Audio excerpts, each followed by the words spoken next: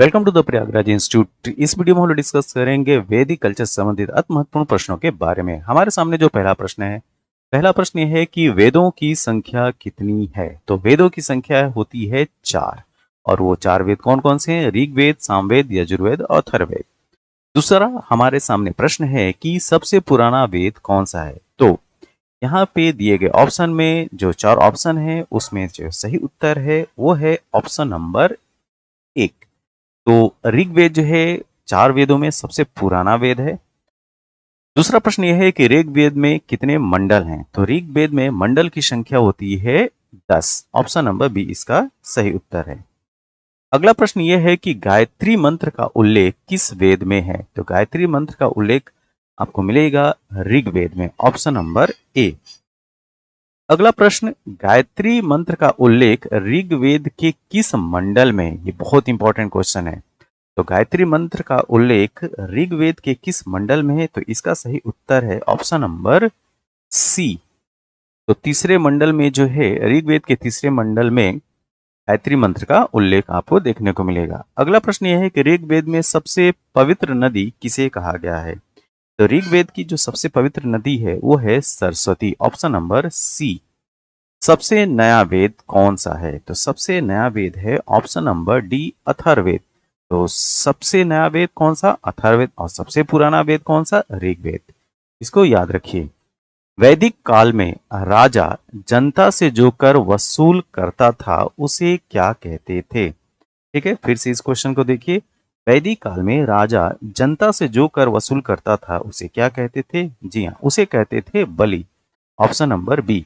तो बलि जो है वो कर हुआ करता था जिसमें राजा जनता से वसूल किया करता था।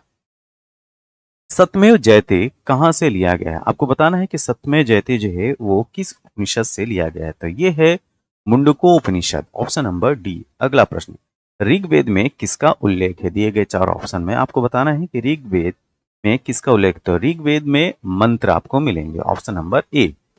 ऋग्वेद में कुल ऋचाओं या मंत्रों की संख्या बताना है। तो ऋग्वेद में कुल मंत्रों की संख्या है 11,000। ये ऑप्शन नंबर डी, 10,600। तो इसको याद रखिए। तो ऋग्वेद में कुल ऋचाओं मंत्रों की संख्या 10,600।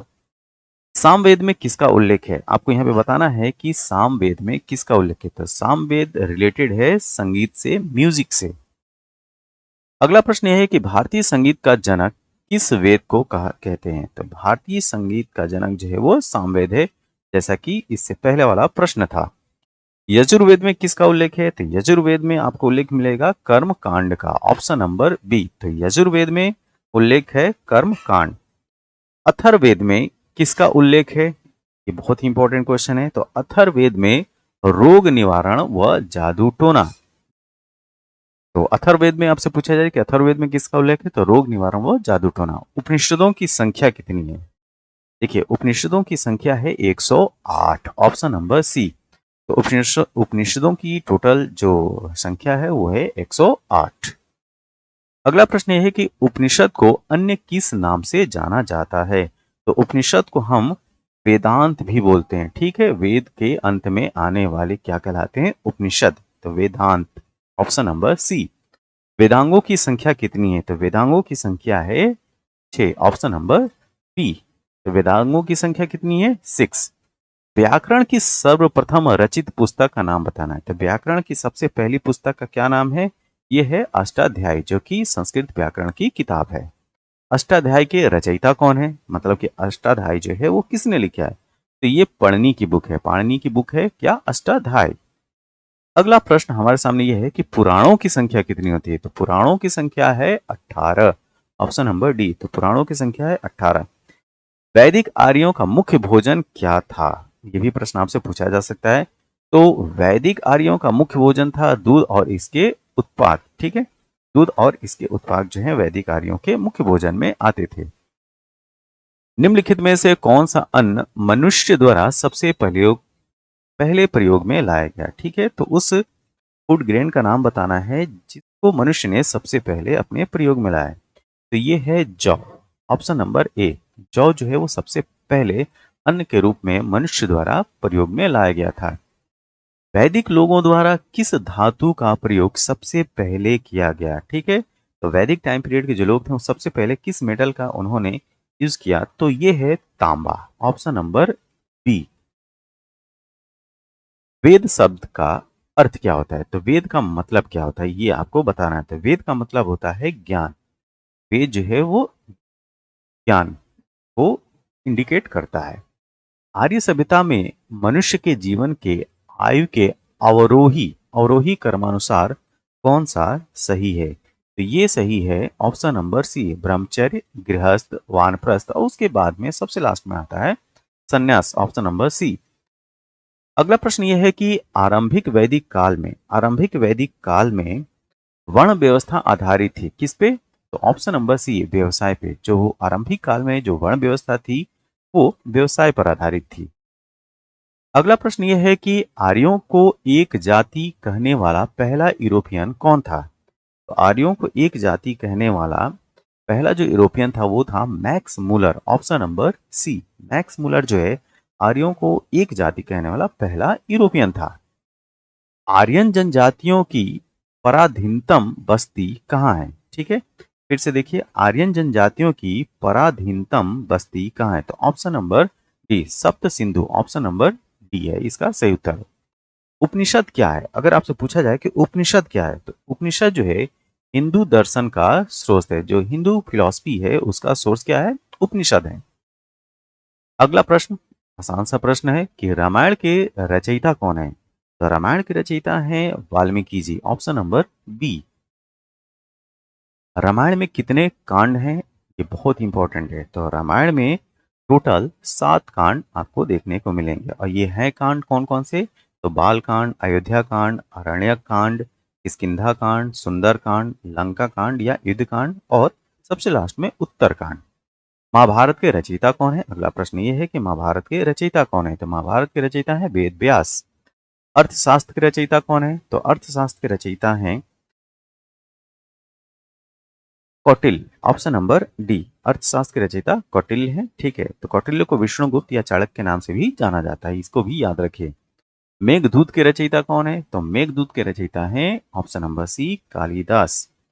ऋग्वेद के रचनाकार, अगला प्रश्न यह है कि कालिदास की प्रथम रचना क्या है, ये बहुत इंपॉर्टेंट क्वेश्चन है। कालिदास की प्रथम रचना, तो कालिदास की प्रथम रचना है ऋतु संहार, ऑप्शन नंबर डी। ऋग्वेद के रचनाकार कौन है, तो ऋग्वेद के जो रचनाकार हैं वो हैं धन्वंतरी, ठीक है। ऋग्वेद के रचनाकार हैं धन्वंतरी, ऑप्शन नंबर बी। अगला प्रश्न यजुर्वेद के रचनाकार कौन है, तो यजुर्वेद के रचनाकार हैं Vishwamitra, option number C. Samaveda के रचनाकार कौन है, ये बहुत इंपॉर्टेंट क्वेश्चन है, तो सामवेद के रचनाकार हैं भरत मुनि, ऑप्शन नंबर डी। अथर्ववेद के रचनाकार का नाम पूछा जा रहा है, तो अथर्ववेद के रचनाकार हैं विश्वकर्मा, ऑप्शन नंबर ए। वेदों की टीकाओं को क्या कहा जाता है, जो वेदों पे टीकाएं लिखी गई हैं उनको हम लोग बोलते हैं ब्राह्मण ग्रंथ, ठीक है। तो ब्राह्मण ग्रंथ क्या है, वेदों की टीकाओं को हम ब्राह्मण ग्रंथ बोलते हैं। ऋग्वेदिक काल में सबसे प्रतापी देवता कौन थे ये बताना है, तो ऋग्वेदिक काल में सबसे प्रतापी देवता इंद्र को माना गया है और ये देवताओं के राजा भी हुआ करते थे, ऑप्शन नंबर डी। अगला प्रश्न है सर्वप्रथम कर लगाने की प्रथा किस काल से शुरू हुई, सर्वप्रथम कर मतलब कि टैक्स लगाने की जो प्रथा है किस काल से शुरू हुई, तो ये है ऑप्शन नंबर बी, उत्तर वैदिक काल, ऑप्शन नंबर बी इसका सही उत्तर है। अगला प्रश्न यह है कि अथर्ववेद को किस अन्य नाम से जाना जाता है, अथर्ववेद को किस अन्य नाम से जाना जाता है, तो ये है ब्रह्मवेद, ऑप्शन नंबर ए। ओम कहाँ से लिया गया, ये बहुत इंपॉर्टेंट क्वेश्चन है, इसको जो है वेरी इंपॉर्टेंट में रखिए, ठीक है। तो अथर ओम कहाँ से लिया गया, तो ऑप्शन नंबर सी, बृहदारण्यक उपनिषद, ऑप्शन नंबर सी इसका सही उत्तर है। तो ओम जो है वो बृहदारण्यक उपनिषद से लिया गया है। वैदिक युग में यौ यौ कहा जाता था किसको, तो यौ कुछ नहीं है, ये है जौ, ठीक है, ऑप्शन नंबर डी। मनुस्मृति की रचना किसने की थी, तो मनुस्मृति के रचनाकार हैं मनु, ऑप्शन नंबर बी। अगला प्रश्न योग दर्शन का प्रतिपादन किसने किया, तो योग दर्शन का जो प्रोपाउंडर हैं योग दर्शन को प्रतिपादित करने वाला शख्स वो है पातंजलि। Option number B. आर्यों ने सबसे पहले किस धातु को खोजा? ठीक है, तो आर्यों ने सबसे पहले लोहा को खोजा था। किसको? लोहा। और लोहा जो है सबसे पहले पाया गया अतरंजी खेड़ा में 1000 बीसी के टाइम। कृष्ण भक्ति का प्रथम एवं प्रधान ग्रंथ किसे माना जाता है? तो कृष्ण भक्ति का प्रथम एवं प्रधान ग्रंथ जो है वो श्रीमद् भागवत गीता को मानते हैं। Option number B.